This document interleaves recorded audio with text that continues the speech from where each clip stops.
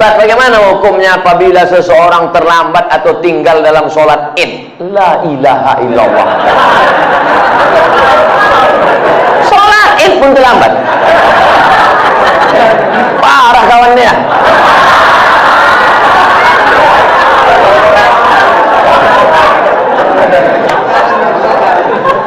Soalnya saya dikasih tahu sama Ustadz Iqbal, kata dia kita ini mau ke masjid yang paling ramai sholat subuhnya. Betul. Kenapa ada yang terlambat sholat id? Jadi kalau sampai ke tanah lapang, imamnya sudah takbir yang kelima. Allahu Akbar, Allahu Akbar, Allahu Akbar, Allahu Akbar. Apakah makmum yang masbuk tadi mesti mengulang takbirnya tadi? Tidak, karena takbir itu hukumnya sunnah. Dia ikut aja berapa yang dapat. Bagaimana kalau dia datang imamnya sudah tasyahud akhir?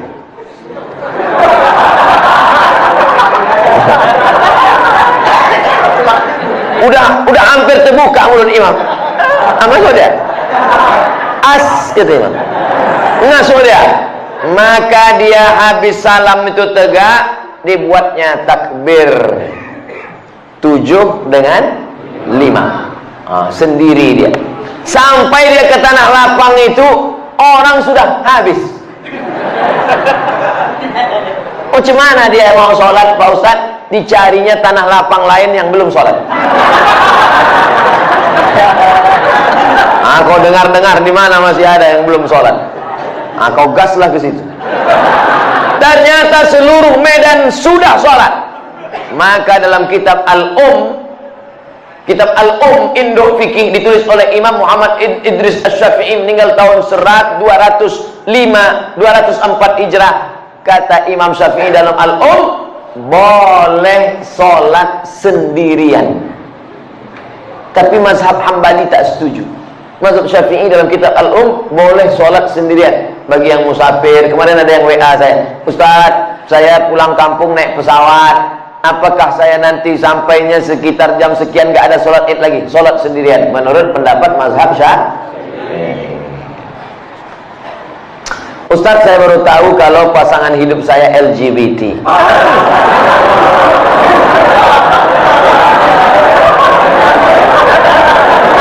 Apa yang harus saya lakukan Ustadz? Mempertahankan atau meninggalkannya?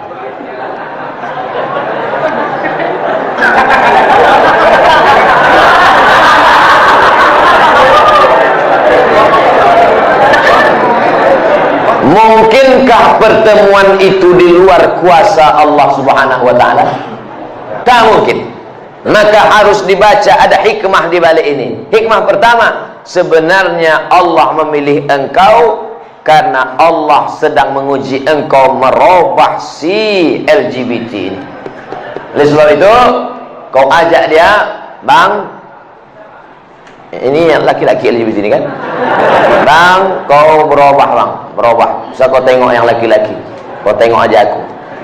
Ajak dia pengajian, bimbing dia ruqyah, bawa dia ke Ustadz Musdar Bustamam LC di ruqyah. Mana tahu dia diganggu jin bencong. Ada. Jangan Bapak Ibu sangka orang LGBT itu murni karena diri dia diganggu jin. Ada beberapa bencong waktu dibacakan ayat-ayat ruqyah keluar balik jantannya. Oh, apa? Padahal sebelum itu apa? Sehat ya. Segala usaha, pergi ke terapis, pergi ke psikolog, pergi ke ustadz, pergi ke ruqyah. Kalau kau tengok ada perubahan, lanjutkan. Tapi kalau kau tengok nampaknya dia tak berubah, maka kau gugat ke pengadilan, kau cari suami yang bersih dari penyakit LGBT. Tapi lakukan dulu langkah-langkah ini. Tapi kalau dia tak berubah juga, memang tak ada niat dia untuk berubah, memang dia mau bertahan di situ. Kau perempuan lemah, tak sanggup. La yukallifullahu nafsan illa usaha. Maka kau gugat dia ke pengadilan. Saya gugat dia karena dia LGBT. Tengok sama Pak Hakim. Kenapa kau gugat dia? Dia LGBT. Betul kau LGBT? Iya, kata dia. Mudah-mudahan Allah menyelamatkan anak cucu cicit kita dari LGBT. Penyakit LGBT ditulis dalam Al-Quran. Innakum la ta'tuna ar-rijala syahwatan min dunin nisa. Kalian mendatangi laki-laki bersyahwat tak mau pada perempuan. Hukumannya ditulis dalam Quran. Ja'alna 'aliyaha safilaha. Kami jadikan yang bawah naik ke atas, yang atas bawah turun ke bawah. Amtarna 'alaihim bi'ijaratin min sijilin mambun. Kami hujani mereka dengan batu dari api neraka. Tak ada azab-azab yang hebat itu sampai ditulis dalam Quran, menunjukkan begitu hebatnya dosa LGBT. Di dunia kena penyakit HIV/AIDS. Ada pengakuan seorang dokter ketika diperiksa, macam-macam penyakit yang tak terlintas di pikiran. Orang kena LGBT ini berbisul otaknya. Orang bisul di lutut, dia di otak. Nah, sebab itu LGBT, tobatlah kalian, tobat. Bertambah lagi musuh. Mengamuk pula besok LGBT. Pantailah situ. Apa lagi dipikirkan? Awak pun akan mati juga. Diam pun mati, bercakap pun mati. Bagus mati bercakap daripada mati diam. Ustaz, sekarang saya ini tengah mengagumi seorang mahasiswa di Mesir. Masya Allah.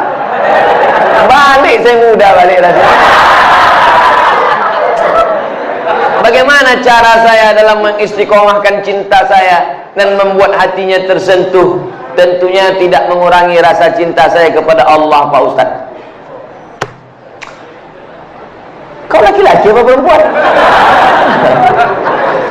Saya ini tengah mengagumi seorang mahasiswa. Berarti dia perempuan. Dia suka sama mahasiswa di Mesir. Kau bilang sama dia, Bang, abang janji ya tak tergoda sama cewek-cewek Mesir. Abang mau nanti pulang dari Mesir menikahi aku. Tapi kau perempuan tak boleh ngomong langsung sama laki-laki. Itu namanya perempuan gatal. Nah, walimu yang menghubungi dia, ayahmu, abangmu, datukmu, pamanmu, pakcikmu, ngomong ke dia, Assalamualaikum alumni Mesir. Ya, kau nanti pulang mau nikah sama anak saya. Aku tengok dulu, Pak. Kalau segan nanti saya kontak dia, saya hubungi. Adik-adik kelas saya itu. Mudah-mudahan dari muda dia sudah menginginkan seorang imam yang dapat bibit bebet bobot yang nanti akan menjadikan anak cucunya menjadi pemimpin-pemimpin bagi orang yang bertakwa. Waj'alna lil muttaqina imama. Nah, sekarang anak-anak gadis ini yang ditengoknya bukan tamat dari Mesirnya, ini tengoknya bukan ilmu agamanya, ini tengoknya datang naik apa. Kalau tengoknya naik Grab, enggak ada. Matre. Nauzubillah. Bersyukur Bapak Ibu, anak-anak gadisnya mau memilih imam, qori, alumni Al-Azhar. Ustaz, saya mau tanya, mana yang diutamakan, suami apa istri? Mana yang diutamakan, suami antara istri atau saudaranya? Soalnya suami saya selalu ini ada kewajiban. Hai laki-laki. Kalian punya 5 kewajiban pada perempuan. Pertama, kasih dia makan. Pagi lontong sayur, siang capcay, malam tahu saya masuk.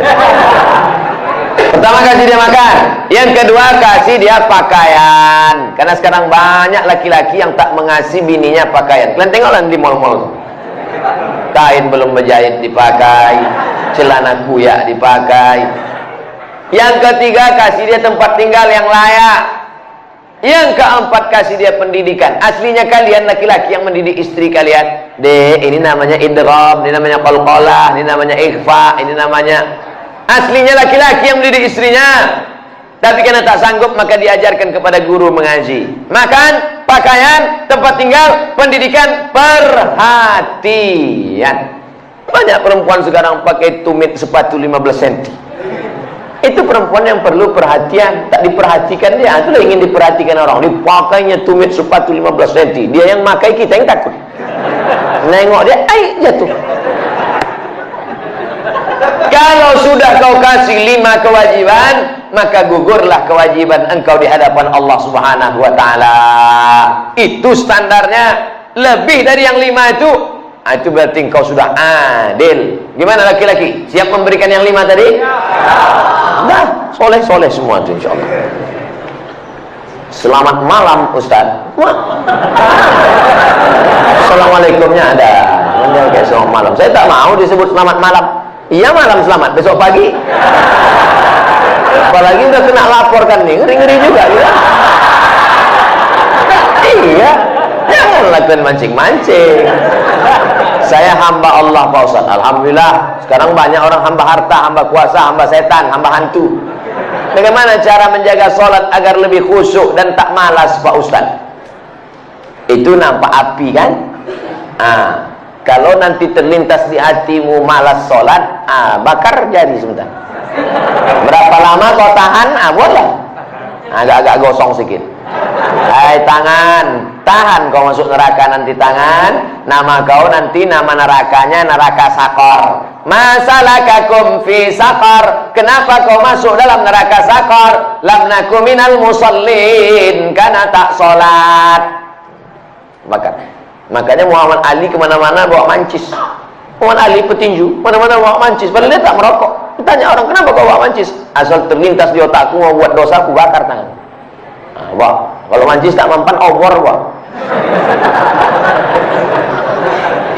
Bagaimana sholat ini khusyuk Pak Ustaz? 5. Yang pertama, ketika berwudu khusyuk. Waktu menyuci tangan, bersih dosa dari tangan. Waktu memasukkan air ke mulut, ke hidung, bersihkan dosa-dosa mulut, dosa-dosa lidah, dosa hidung. Waktu air dibasuh ke muka, keluar dosa-dosa biji mata, banyak silap salah. Waktu air menyiram tangan, keluar dosa-dosa dari ujung jari jemari. Khusyuk.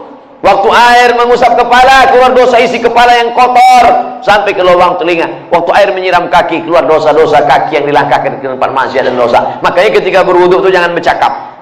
Ini banyak orang yang sambil duduk cakap, itu duduk, aku bilang sama kau kemarin, panjat pinang itu yang besar-besar kali pinangnya. Modal kita pun tak ada, tapi kau sudah. Pak RT kan udah ngasih, Pak RW kenapa enggak juga? Entahlah, kentutlah sama dia. Itulah maka tak khusyuk. Karena ketika wudhu masih bicara dunia. Lalu dari tempat wudhu ke tempat sholat tak boleh tasbih. Tasbih menggerak-gerakkan. Kerotak. Tak boleh. Tasbih tak boleh. Yang boleh tasbih. Subhanallah. Pengen kalau ada ngajak-ngajak ngobrol tak usah. Gimana kabar Rasulullah? Subhanallah. 3. Ada terdengar azan, jawab. Hayya 'alas shalah. La haula wala quwwata. Jangan bicara waktu azan. Siapa yang bicara ketika azan dikumandangkan, matinya mati su'ul khatimah. Begitu kata Syekh Imam Nawawi, Syekh Jalaluddin Abdurrahman As-Suyuti. Hati-hati. Lalu kemudian yang keempat, membaca bukan mutalaah. Mutalaah mulut tak bergerak. Waktu sholat itu membaca. Allahu Akbar kabir, walhamdulillah katsir. Baca.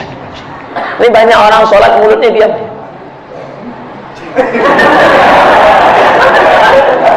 Mulut membaca. Karena di situ disebut qiraah. Qiraah artinya membaca. Bismillahirrahmanirrahim. Alhamdulillah. Ar-Rahman. Yang kelima, mengerti apa yang dibaca. Itulah mengapa tadi saya pilih ayatnya, ayat-ayat pendek, supaya besok kalau sholat zuhur mengerti apa yang dibaca. Wailul likulli humazatin lumazah alladzi jama'a malahu wa 'addada. Kebetulan kawan di sebelah itu asik ngumpul-ngumpul harta. Jama'a malahu wa 'addada. Yahsabu anna malahu akhladah kalla la yumbadanna fil hutamah. Apa hukumnya mencium istri sedang berpuasa? Istri siapa?